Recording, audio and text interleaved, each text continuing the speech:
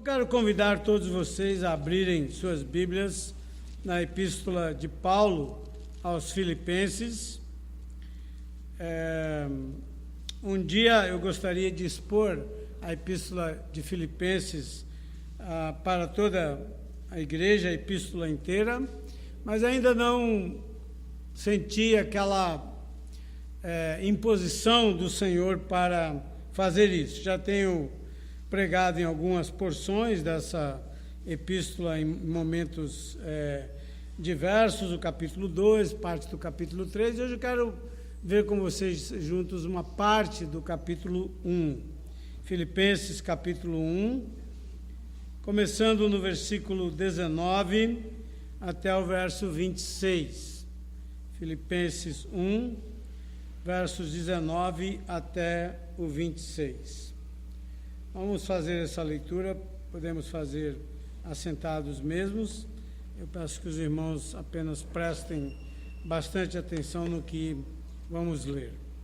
Paulo diz assim: porque estou certo que isso mesmo, pela vossa súplica e pela provisão do Espírito de Jesus Cristo, me redundará em libertação, segundo a minha ardente expectativa e esperança, de que em nada serei envergonhado, antes, com toda ousadia, como sempre, também agora, será Cristo engrandecido no meu corpo, quer pela vida, quer pela morte. Porquanto, para mim, o viver é Cristo e o morrer é lucro. Entretanto, se o viver na carne traz fruto para o meu trabalho, já não sei o que hei de escolher. Ora, de um e outro lado estou constrangido, tendo desejo de partir e estar com Cristo, o que é incomparavelmente melhor. Mas, por vossa causa, é mais necessário permanecer na carne. E, convencido disso, estou certo de que ficarei e permanecerei com todos vós para o vosso progresso e gozo na fé, a fim de que aumente, quanto a mim, o motivo de vos gloriardes em Cristo Jesus, pela minha presença de novo convosco. Vamos orar. Nosso Pai, nós queremos agradecer o Senhor de todo o nosso coração, porque temos que reconhecer diante de Ti o quão limitados nós somos, o quão dependentes muitas vezes nós somos de tantas coisas, e nós queremos agradecer porque o Senhor, de uma maneira que eu diria até muito maravilhosa, resolveu o problema para que pelo menos pudéssemos ter luz e som para realizarmos este culto. Nossos corações estavam ansiosos desde hoje de manhã, porque não se conseguia localizar um eletricista. À tarde nós oramos sobre isso e à noite foi uma surpresa muito agradável. Quando o Vinícius chegou aqui, eu já estava desistindo, achando que não seria possível ficarmos aqui, mas ele disse: não, temos um paliativo aqui que vai nos ajudar, e aí ele ligou aquela lâmpada e então todas as luzes se acenderam e podemos estar aqui.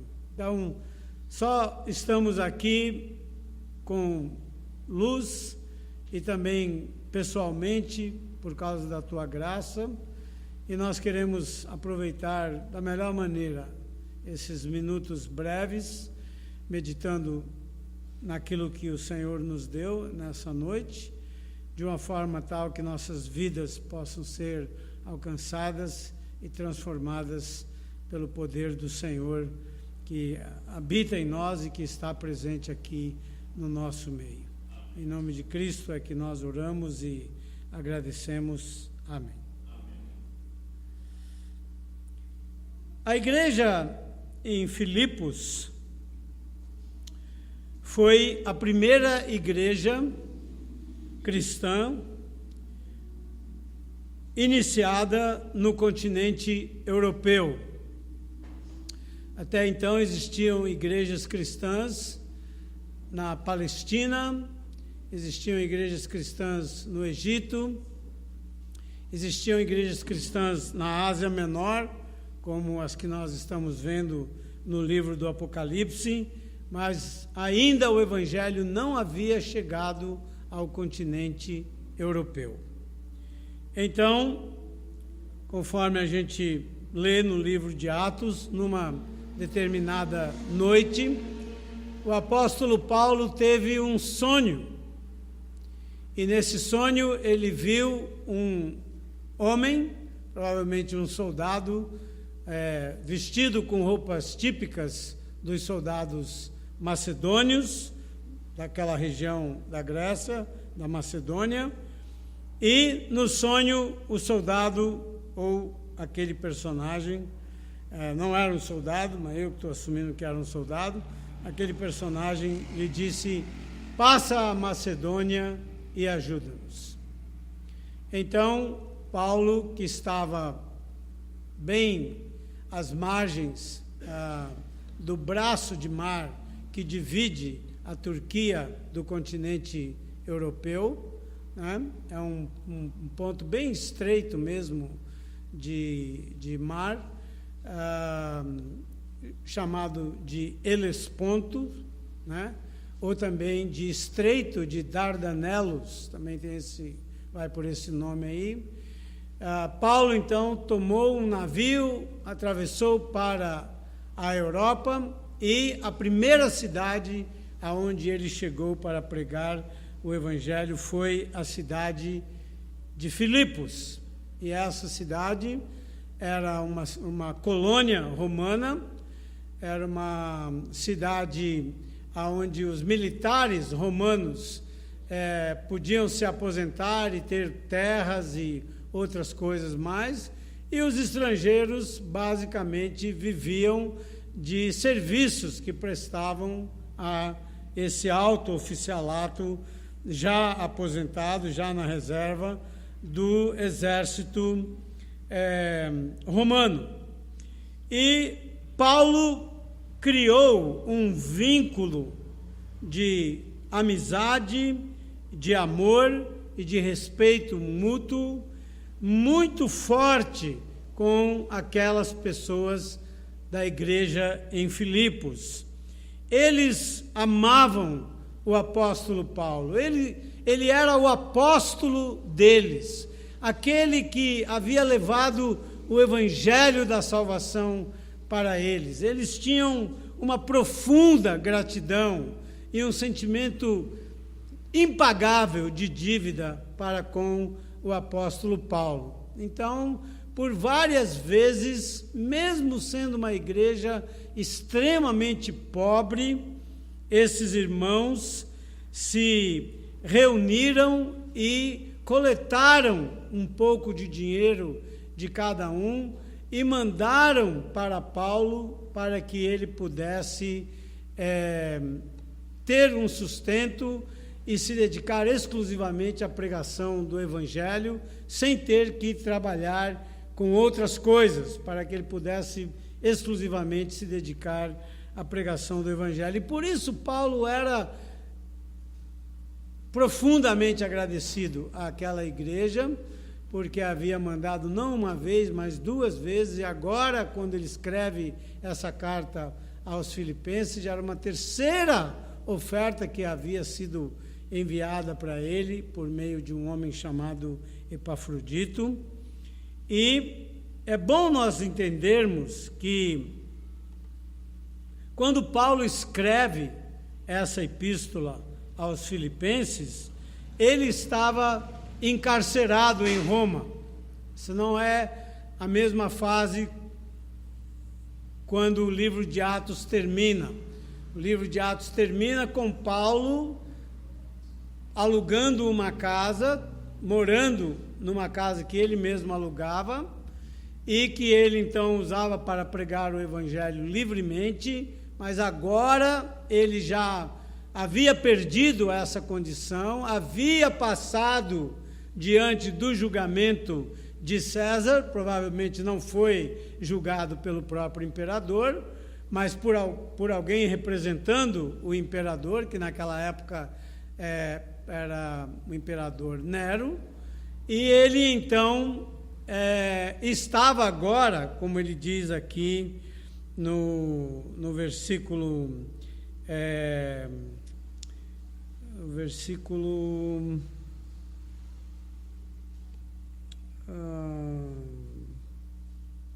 Bom, agora eu perdi aqui, onde ele diz que ele está aguardando a sua sentença, né, ser sentenciado. Então, a sentença que poderia vir seria uma das duas hipóteses. Ou ele seria colocado em liberdade, ou ele seria condenado à morte por decapitação, que era a forma como os cidadãos romanos eram executados. Era considerado pelos romanos uma forma mais humana de se matar alguém, não era tão excruciante e tão dolorida quanto a morte por crucificação, que era uma morte longa, demorada, sofrida e tal. A decapitação botava a cabeça lá no tronco e o machado vinha e zap, a cabeça separada do corpo, e tudo em relação à terra era história. Não mais dor, não mais sofrimento, não mais nada, numa fração de segundos. Mas Paulo, ele fala aqui que ele tinha a esperança de ser colocado em liberdade, de talvez ter a possibilidade de ir mais uma vez a Filipos visitar aquelas pessoas, né? Porque ele diz no verso 19 que estou certo de que isso mesmo, pela vossa súplica e pela provisão do Espírito de Jesus Cristo, me redundará em libertação. Não temos certeza absoluta se Paulo foi posto em liberdade. Há algumas passagens que parecem indicar que ele foi posto em liberdade, que ele teria inclusive cumprido o seu propósito de ir até a Espanha pregar o Evangelho, enquanto outros estudiosos acham que não, Paulo realmente não foi posto em liberdade e ele ficou preso até ser então executado. Mas como não temos certeza nem de uma coisa nem de outra, vamos nos contentar com o que temos diante de nós aqui.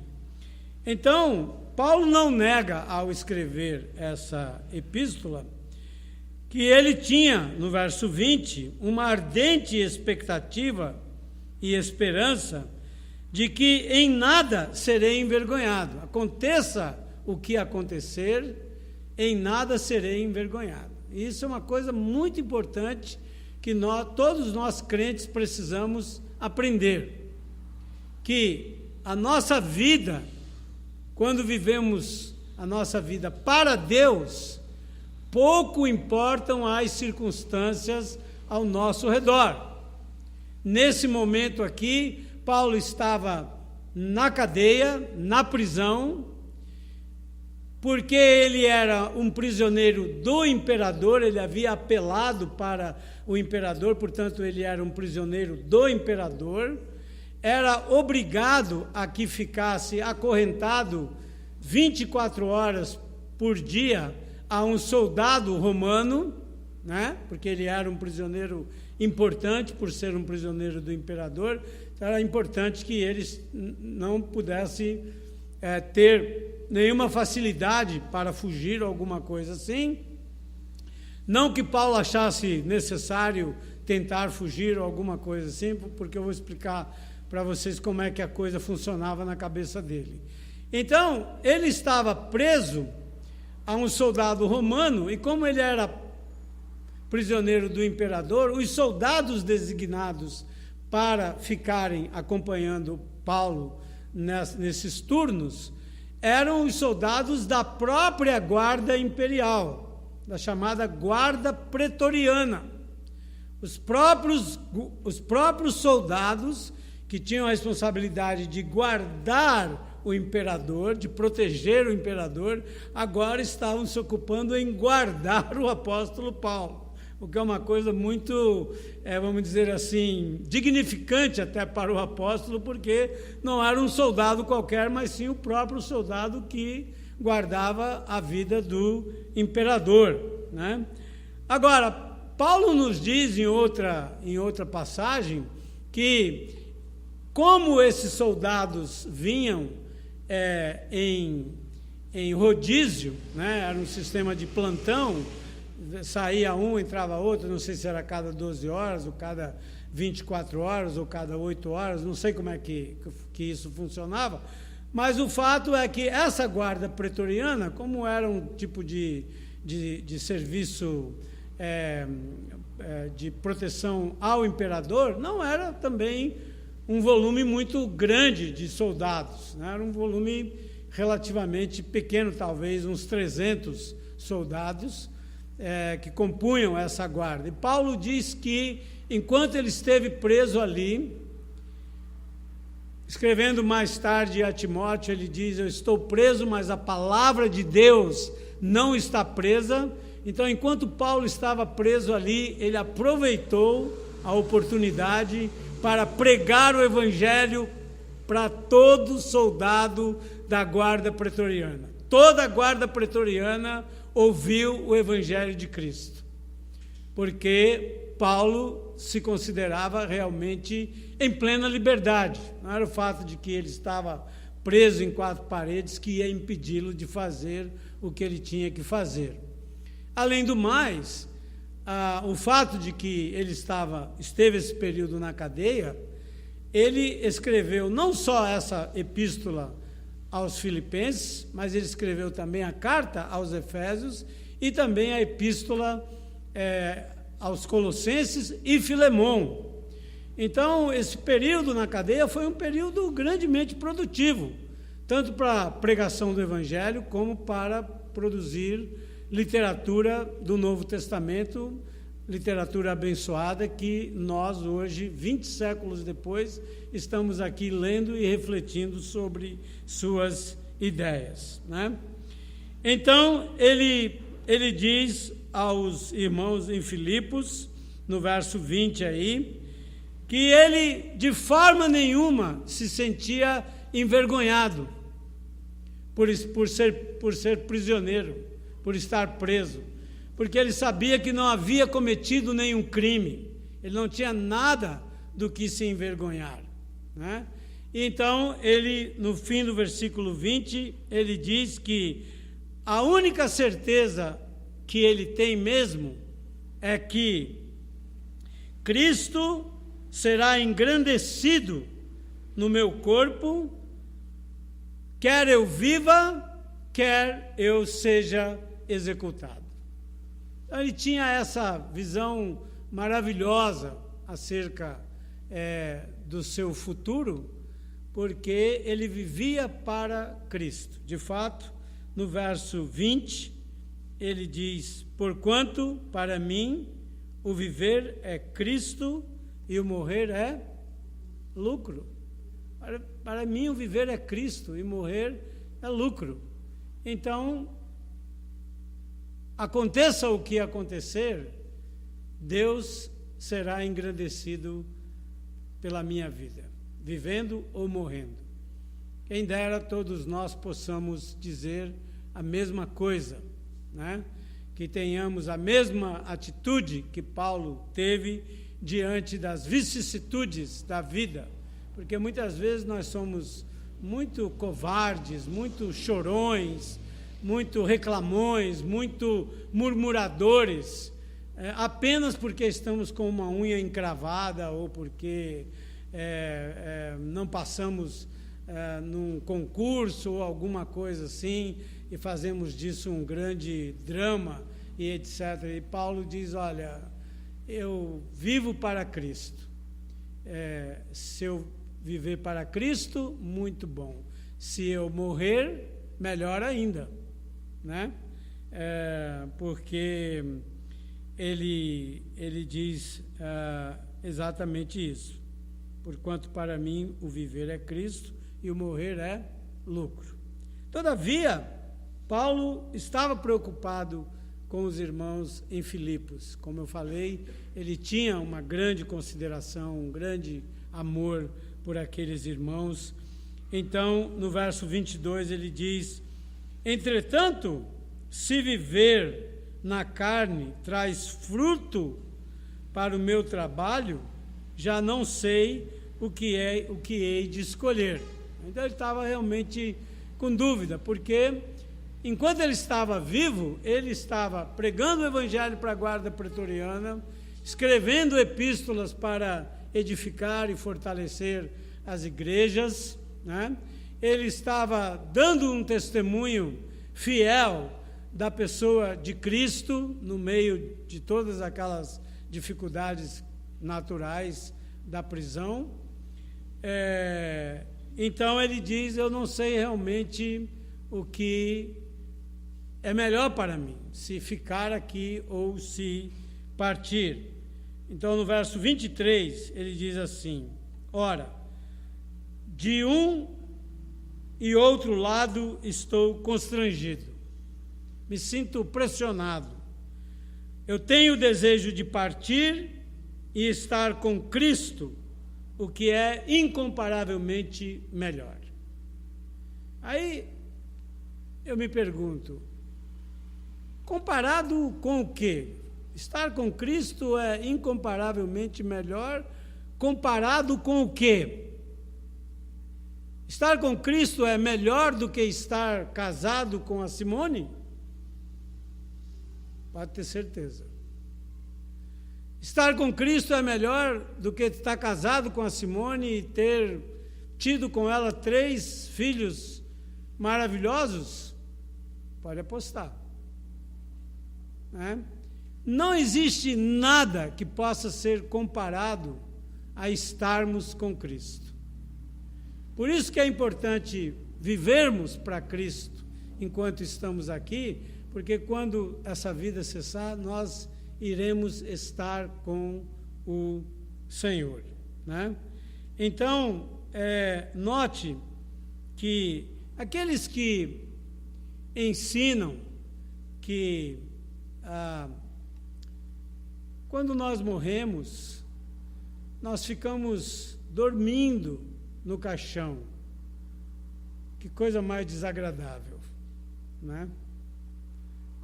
Quando chove dentro do caixão, baratas andando por todos os lados, vermes nos comendo por dentro e por fora. Uma coisa... não, mas você está dormindo, você não sente nada, porque você está dormindo ali no caixão. Mas o que Paulo diz aqui? Partir e estar com Cristo. Vocês acham que ele tinha alguma ideia de ficar sepultado em algum lugar aí? Esperando alguma coisa acontecer? Ele diz partir e estar com Cristo. Meu irmão, minha irmã, coloque isso dentro do seu coração, que isso possa aquecer o seu coração, possa te trazer grande consolação. A pior coisa que pode nos acontecer nesse mundo é perdermos a vida. Essa é a pior coisa que pode nos acontecer. Mas, como Paulo diz, partir é incomparavelmente melhor do que ficar aqui, porque lá nós vamos estar com Cristo. E lá, você já sabe, eu já falei disso várias vezes. Lá o próprio Senhor virá com aquele seu enorme lençol, né? E irá secar as lágrimas dos nossos olhos. Ali não haverá mais dor, ali a morte já não mais existirá. Nós nunca mais iremos dizer adeus, até logo, até breve. A única palavra de saudação que nós iremos dizer no céu por toda a eternidade é: seja bem-vindo, seja bem-vindo, seja bem-vindo, seja bem-vindo, seja bem-vindo. É só essa. Não tem outra expressão. Nunca vamos dizer tchau, adeus. nos vemos qualquer dia desse, até de repente, como diz o gaúcho e tal. Nada disso vai existir no céu. Então Paulo diz assim, no verso 24, mas por vossa causa, ele entendia que era mais necessário permanecer na carne, para ajudar aqueles crentes, para fortalecê-los, para confortá-los, para consolá-los, para guiá-los, para, enfim, ser o pastor que eles precisavam ter. Então, Paulo desejava muito isso, apesar de que, para fazer isso, ele tinha que abrir mão de algo incomparavelmente melhor.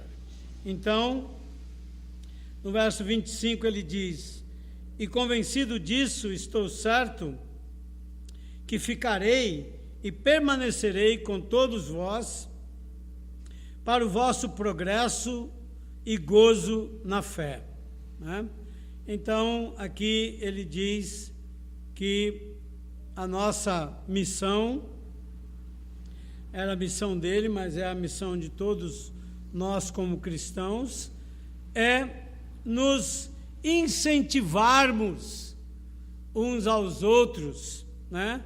A progredirmos na vida de fé, a caminharmos cada vez mais, com mais empenho, com mais esperança, com mais alegria no coração, com um desejo sincero de servir o Senhor, porque nós sabemos que a porta é estreita e o caminho extremamente apertado. Então, nós precisamos desse apoio dos irmãos, das irmãs, precisamos dar este apoio, de confortar os que estão sofrendo, né? Agora mesmo aqui, eu não conheço o coração de ninguém, graças a Deus, né? Porque seria um peso elevado demais para carregar. Mas Deus conhece o seu coração, né? Deus sabe o que você está passando. E nós, na medida do possível, sabemos um pouco o que um ou outro está passando, né? Sabemos que alguém está enfermo, sabemos que outro dia desse me ligou alguém lá em casa e ele disse para mim, olha, eu estou ligando para você porque a filha da minha esposa, aliás, a nora da minha esposa está grávida, faltando 3 semanas para o nascimento, e ela entrou em trabalho de parto e o médico aqui no hospital falou que ela não pode ter esse bebê agora, né? Porque aqui em São João nós não temos uma UTI neonatal, né? Tem sido prometida desde quando me mudei para cá, desde quando o Laerte foi prefeito pela 2ª vez, as 2 vezes que o Dom Baldeone lá foi prefeito, o Nelsinho, e agora esse também, sempre prometendo que nós vamos criar a UTI neonatal e tal. E aí esse irmão me ligou e disse, olha, eu estou ligando para pedir para vocês orarem, porque está uma choradeira geral aqui. Minha mulher está chorando, a nora dela está chorando, o filho dela está chorando, está todo mundo chorando, só eu que não estou chorando, ele falou, né? Então, se vocês puderem orar e tal, eu disse, olha, nós vamos orar agora imediatamente, né? Mas à noite vamos ter a nossa reunião de oração, na segunda-feira, era uma segunda-feira da semana passada, e nós vamos orar por ela. E aí ela conseguiu parar aquele trabalho de parto por 48 horas e depois voltou novamente, mas aí os médicos já estavam melhor preparados para tratá-la e resolveram então não deixar a criança nascer naturalmente, mas fizeram uma intervenção cirúrgica e uma cesariana, e a criança nasceu, a menina tinha até nome já, Maria Luísa, e a menina nasceu 100% saudável, e a mãe também sobreviveu ao risco que corria. Então tudo isso nos deixou muito contentes, né? Porque oramos por aquela situação e Deus certamente ouviu. Então, é para isso que nós estamos aqui, para quando sabemos de situações como essas, nos envolver, não virar as nossas costas, né? Não dizer, olha, eu não tenho nada a ver com isso, olha, faz o seguinte, vai procurar o pastor, né? Não sei porquê, né, Hélio? As pessoas têm a impressão de que a gente não tem mais nada para fazer, né? Então, nós estamos sempre lá, olhando para as estrelas, e então podemos resolver todos os problemas de todo mundo. É bobagem. Nós somos seres humanos. O que nós podemos fazer é sentar, conversar, aconselhar, orientar, orar, né? Mas a solução do problema mesmo vai sempre vir da parte de Deus. É Ele que vai direcionar, é Ele que vai fortalecer, é Ele que vai dar da graça dele. Então, Paulo finaliza o parágrafo dizendo, para o vosso progresso e gozo da fé, a fim de que aumente quanto a mim o motivo de vos gloriardes em Cristo Jesus, pela minha presença de novo convosco. Então, Paulo tinha essa esperança, como eu falei no começo, por causa do enorme vínculo que existia entre ele e aquela igreja, né? E ele, então, desejava estar com ele, para que eles pudessem, então, se gloriar em Cristo, em ter o seu apóstolo amado de volta no meio deles. Mas o mais importante de tudo, que eu quero finalizar essa mensagem, vocês devem entender que eu estou pregando tudo isso ad lib, não há roteiro aqui, não há absolutamente nada, né? Mas apenas compartilhando com vocês essas verdades maravilhosas que estão aqui nesses versículos. Então, o que eu quero enfatizar para vocês e deixar com vocês hoje à noite como conclusão dessa mensagem é que, para nós temos que fazer como o apóstolo Paulo. Para mim, o viver é Cristo e o morrer é lucro. Se o viver para nós for Cristo, nós vamos sempre estar contentes nessa vida. E se o pior nos acontecer, que seria partirmos deste mundo, né? Da perspectiva humana, é a pior coisa que pode acontecer, nós sabemos que, partindo, estaremos imediatamente com o Senhor. O que é incomparavelmente melhor, né? Então, a minha oração é que Deus possa abençoar todos vocês. Domingo que vem a gente retoma a exposição de Apocalipse. E então, por hoje à noite, que todos vocês possam se sentirem fortalecidos pela palavra poderosa de Deus, que vem ao nosso encontro e nos diz, quer vivamos, quer morramos, somos do Senhor, pertencemos ao Senhor. Que Deus abençoe a todos vocês.